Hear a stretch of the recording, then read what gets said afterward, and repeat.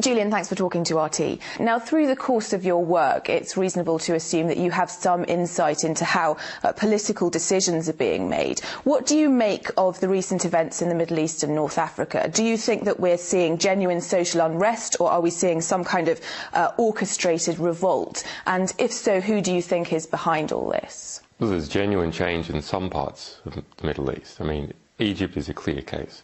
I was concerned at the beginning of the Egyptian revolution as to whether we just saw a changing of the chairs and a maintenance of the same existing power structure, or whether something really different was happening. But after Mubarak fled Cairo, you saw mini-revolutions occurring in every institution within Egypt, from Alexandria to Cairo.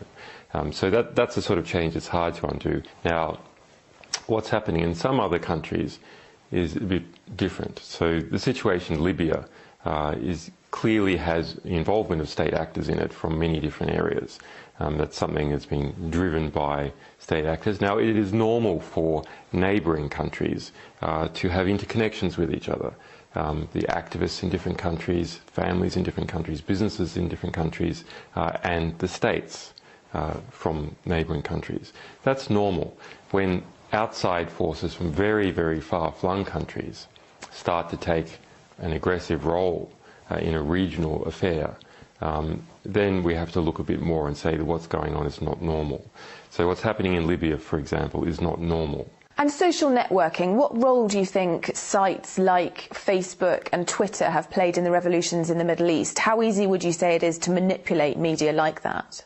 Facebook in particular is the most appalling spying machine that has ever been invented. Here we have the world's most comprehensive database about people, their relationships, their names, their addresses, their locations, their communications with each other, their relatives, all sitting within the United States, all accessible to US intelligence. Facebook, Google, Yahoo, all these major US organizations have built-in interfaces for US intelligence. It's not a matter of serving a subpoena. They have an interface that they have developed for US intelligence to use.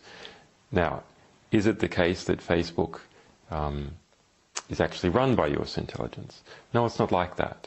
It's simply that US intelligence is able to bring to bear legal and political pressure to them, and it's costly for them to hand out records and one by one, so they have automated the process. Everyone should understand that when they add their friends to Facebook, they are doing free work for United States intelligence agencies in building this database for them. Let's talk about other latest sort of WikiLeaks cables that have been released. They show the UK as a haven for extremism, with at least 35 Guantanamo detainees having at least passed through the UK.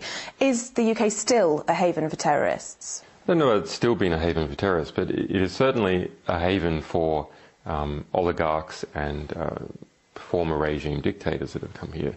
I mean, you remember the famous Pinochet trial for the extradition of Pinochet from the UK, which the Thatcher resisted, incredibly using a lawyer that is involved in trying to extradite me from the United Kingdom.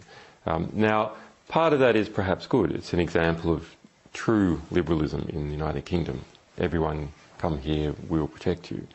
On the other hand, there does seem to be a disconnect between, is it really supporting free speech activists like me who come to the UK, but on the other hand, it is supporting people like sons of Gaddafi. And the Guantanamo information, why has WikiLeaks released it now? I mean, it seems sort of to be after the fact. Is it because Obama has recently announced his re-election campaign, and obviously closing Guantanamo was one of his main election promises? Well, there's a number of reasons why we've released it now. The primary one is that we are a small organisation, a very committed one, and last year we came under extraordinary attack. All these things continue to go on, and so they really dampen down our ability to move quickly and publish quickly. The timing is good. Obama has given up on closing Guantanamo. and has decided to reopen the trial process. And we now have a situation where even the Obama administration says that 48 of these people still in Guantanamo are completely innocent and that they should be sent somewhere, and they're not being sent somewhere. So completely innocent people incarcerated for years and years and years, no trial and no hope of release. No country will agree to house them, including the United States, but the United States has made them its problem. The United States was involved in rounding up these innocent people, setting up a process that was from the very beginning corrupt. There's a reason why they're in Guantanamo and not on the US mainland and not in an allied country. And that reason was to hide them and keep them outside of the law. Just like you have Caribbean islands engaged in money laundering, the United States was engaged in people laundering. Let's move on and talk about your media partners, one of which is The Guardian, with whom you're now involved in a dispute, but you chose them as your primary English language partner for distributing the WikiLeaks cables. And now Guardian journalists have published this book on WikiLeaks, which you say is an attack on you. How would you describe, following that, The Guardian's stance on whistleblowing and media freedom in general? You know, they are a publishing organisation, so of course they want as much right for them to publish as possible. That's a natural self-interest. What they have done with this cable cooking, in this incredible redaction, over-redaction of cables, is they have pushed the right of the people to know at the very, very edge. And what they're concerned about is any possible attack on them. But we have seen this sort of abuse of the material that we have provided several times. And the Guardian is the worst offender, but we saw it also by the New York Times. The New York Times redacted a 62-page cable down to 2 paragraphs. And this is completely against the agreement that we originally set up with them on November the 1st last year. That agreement was that the only redactions that should take place are to protect people's lives. There should be no other redaction, not to protect reputation, not to protect the Guardian's profits, but only to protect lives. What happens in the West is that there is no border between state interest and commercial interest. The edges of the state, as a result of privatisation, are fuzzed and blurred out into the edges of companies. And so when you look at how The Guardian behaves or how the New York Times behaves, it is part of that mesh of corporate and state interests, seamlessly blurring into each other. The Guardian's concerned predominantly about being criticised by these powerful interests, about lawsuits occurring against it, driven by oligarchs, driven by people powerful enough to push a court case forward.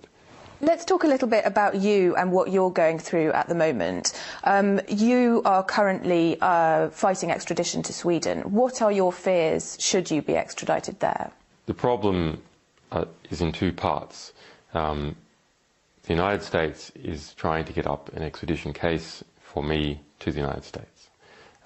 Just today we see a new subpoena coming out of the secret grand jury that is operating in Alexandria, Virginia. It is trying to get up this espionage case against us. It is building that case, and in whatever country I am in, once it decides to indict, they will try to extradite me from that country. And possibly not just me, possibly our other staff. The other problem with the Swedish expedition is that the process itself has been corrupted. So it was corrupted from the very beginning, and we've seen corruption in the Swedish media, we've seen all sorts of strange actions in relation to how this case has progressed. What message do you think it would send to the world if the UK did turn around, almost unexpectedly at this point it seems, and refuse to extradite you? Well, it depends on to which country. So here's the sort of calculation that's going on in the United Kingdom. The United Kingdom wants to keep, at the various levels, wants to keep its good relationship with the United States.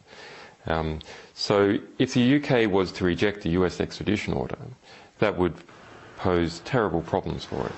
Similarly, if it was to reject the Swedish extradition order, that would pose problems for it, because it would look like it was seeking to harbour me. And this is the sort of difficult situation that Afghanistan faced, where it appeared that it was harbouring bin Laden, and as a result there was an aggressive response. So any country which appears to be harbouring us, as the United States is trying to conduct its aggressive response, faces political pressures. If the United Kingdom does attempt to extradite me to the United States, then it faces a difficult position politically, which is the bulk of the people in the United Kingdom support us. And finally, Julian, who do you consider to be your number one enemy? Well, our number one enemy is ignorance. And I believe that is the number one enemy of everyone, is not understanding what is actually going on in the world. It's only when you start to understand that you can make effective decisions and effective plans. Now, the question is, who is promoting ignorance? Well, those organisations that try to keep things secret, and those organisations which distort true information to make it false or misrepresentative. In this latter category, it is bad media. It really is my opinion that the media in general are so bad, we would have to question whether the world wouldn't be better off without them altogether. They're so distortive to how the world actually is, that the result is we see wars and we see corrupt governments continue on. One of the hopeful things that I've discovered is that nearly every war that has started in the past 50 years has been a result of media lies. The media could have stopped it if they had searched deep enough. If they hadn't reprinted government propaganda, they could have stopped it. But what does that mean? Well, that means basically populations don't like wars. And populations have to be fooled into wars. Populations don't willingly and with open eyes go into a war. So if we have a good media environment, then we'll also have a peaceful environment. Julian Assange, thank you very much. The Egyptian revolution, as to whether we just saw a changing of the chairs and a maintenance of the same existing power structure, or whether something really different was happening. But after Mubarak fled Cairo, you saw mini-revolutions occurring in every institution within Egypt, from Alexandria to Cairo. So that's the sort of change that's hard to undo. Now, what's happening in some other countries is a bit different. So the situation in Libya clearly has the involvement of state actors in it from many different areas. That's something that's been driven by state actors. Now, it is normal for neighbouring countries to have interconnections with each other. Julian, thanks for talking to RT. Now, through the course of your work, it's reasonable to assume that you have some insight into how political decisions are being made. What do you make of the recent events in the Middle East and North Africa? Do you think that we're seeing genuine social unrest, or are we seeing some kind of orchestrated revolt? And if so, who do you think is behind all this? Well, there's genuine change in some parts of the Middle East. I mean, Egypt is a clear case. I was concerned at the beginning of